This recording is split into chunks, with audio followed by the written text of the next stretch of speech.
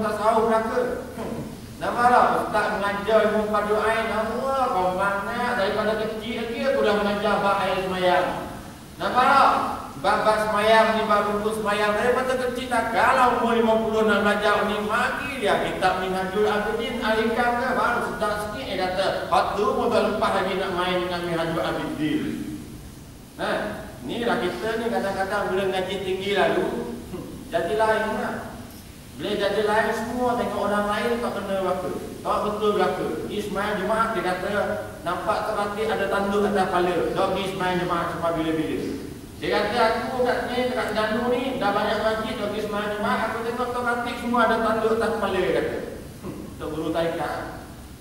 Nah, sebab itu lah ni aku tak bagi diri aku dan juga anak-anak murid aku tak bagi belaka. Pergi semayang jemaah di masjid-masjid. Tak ada makna, tokatik semua ada tanduk belaka yang macam-macam. Nah, apa? Tanduk lusa boleh tahan sikit. Nah, baik. Kemudian muslimin dan muslimat sekalian, dalam masalah yang keempat tadi mengikut kaedah syarah tersebut.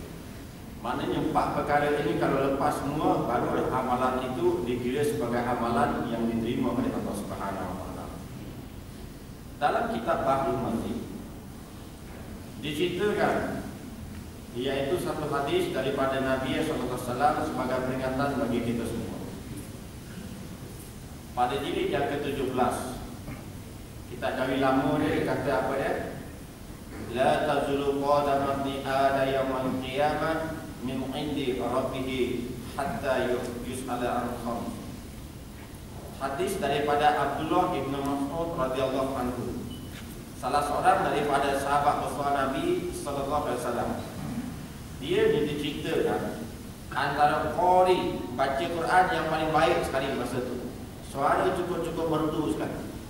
Sehingga kan ketika mana dia baca, Nabi dengar ni air mata Nabi bercucuran menitik. Bahkan ada seorang tukang besi bawa pedang. Bila dia dengar Abdullah bin Mas'ud baca Quran, dia terpegang bara api tu, dia tak rasa. Tiba-tiba berhenti Abdullah bin Mas'ud baca Quran, barulah dia terasa panas.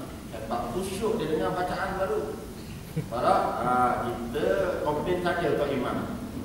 Tok Imam suara sengau Tok Imam baca panjang lah, celaka Tok Imam baca panjang sangat, pendek sangat koma, mula Tok Imam baca pendek sangat. Ini Ramadan tak lama. Tarawih besok ramai yang menyumpah Tok Imam. Sebab itu saya tarawih saya tak nak jadi imam. Tak kena berlaku. Nampak tak? Kadang-kadang Tok Imam tak syok sendiri. Tahu tak syok sendiri? Imam syok sendiri dia tak tengok makmum belakang ni. Dia pergi belakang panjang, baca panjang-panjang. Makmum orang tua ramai, orang sakit dan sebagainya. Jangan buat macam tu. Tu syok sendiri dia panggil. Nabi ajar lama dah, sahabat buat lama dah. Nak start tapi angkat tabir imam, dia kena toleh belakang lu tengok. Tokok ada orang yang uzur dan sebagainya. Kalau sihat-sihat belakang nak berpanjang satu surah habis pun. Nampak orang lama kita dia suka. Padi kul huwallah belaka. Inna akhana kul huwallah. Nampak yang pendek sangat tu. Itu pun orang untuk jadi imam baca kul huwallah. Rakaat pertama, rakaat kedua pun kul huwallah juga. Jadi isu. Jadi isu kau. Dia kata tak pernah orang buat. Dia kata kau marah. Sampai keluar pula ayat dia kata ustaz atau imam ni sesak dia kata. Tak ada lagi orang buat rakaat pertama, Nabi dia kata baca qul huwallah, rakaat kedua pun qul huwallah juga.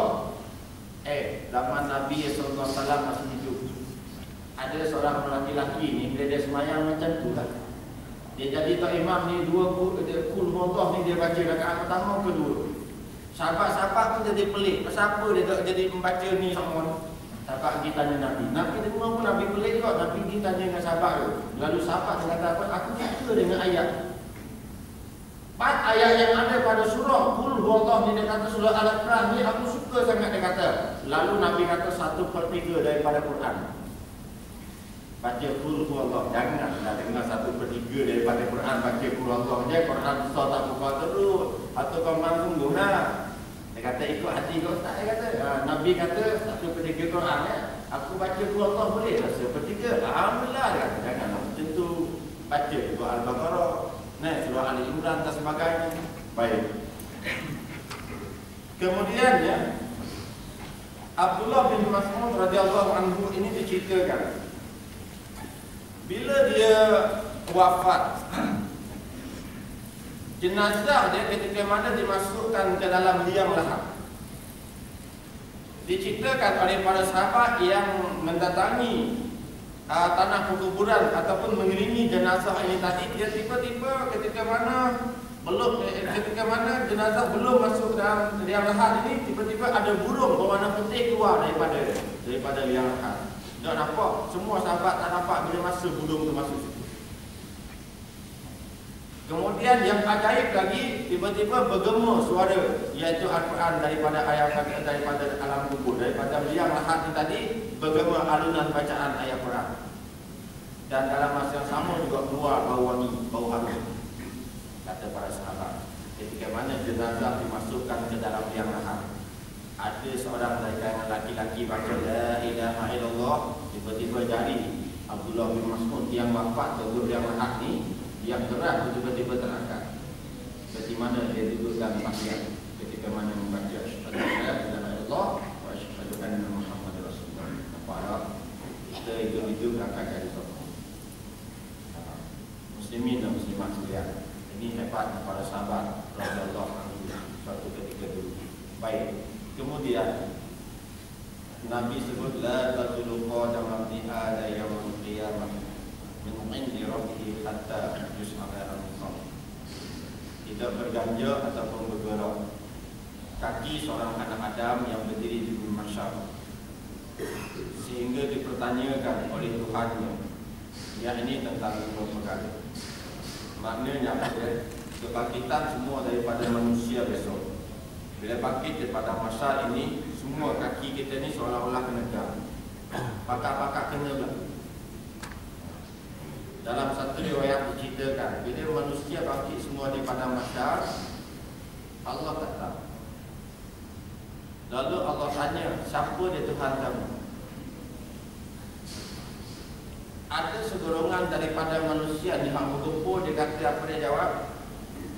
Allahu Rabbuna hadza makanuna. Dia jawab dengan Allah masa itu, masa dia tanya, masa Allah tanya siapa dia Tuhan kamu?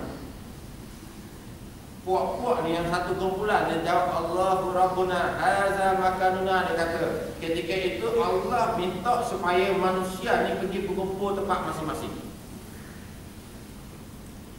Lalu segolongan daripada manusia ni dia kata apa dia? Allah Tuhan kami ni tempat kami dah. Maknanya dia tak nak pergi berkumpul tempat lain.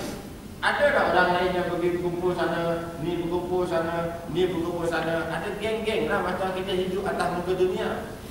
Nampak? Kalau geng Kalabul Malami, besok dia kumpul dengan geng dia juga pada masa besok. Tahu tak Kalabul Malami ni apa?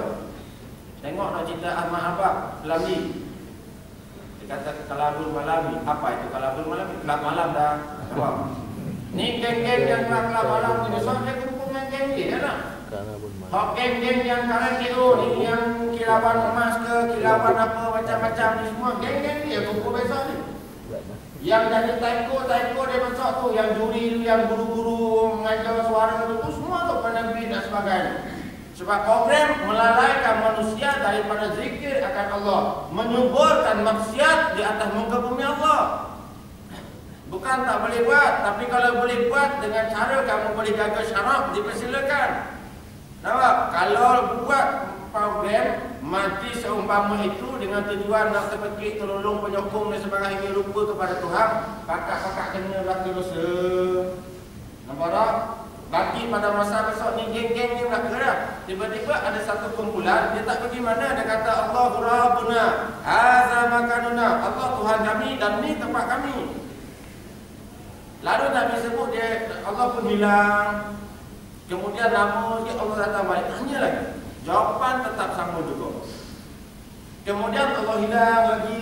Kali ketiga Allah datang, Allah tanya lagi. Dia pun jawab juga. Sama juga jawapannya. Lalu Allah sebut, Ana Rabbukum. Aku adalah Tuhan kamu. Fattabi'un. Kamu ikutlah aku. Lalu di ketika itulah Maknanya ikut aku tu, yakni ikut akan Nabi sallallahu alaihi wasallam.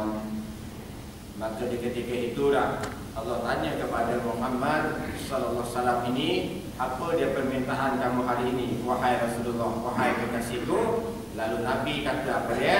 Dia kata, berilah syafaat kepada umatku, ya Tuhanku.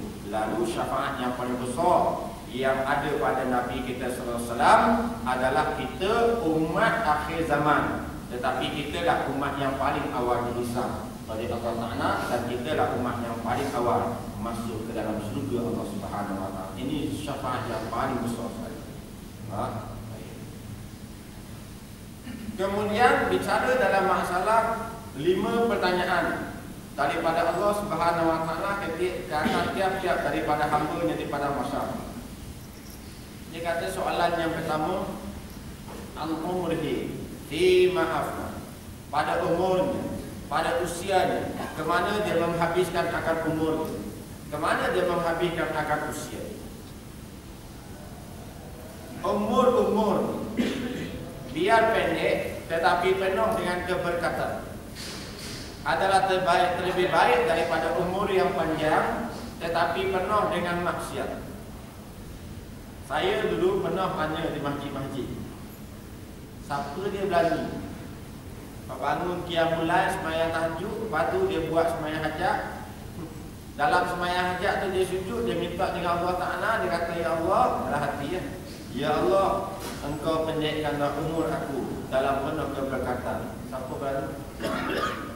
Ada siapa berani? Tak berani. Tuan Imam sudah berani tahu tak? Ini kan kita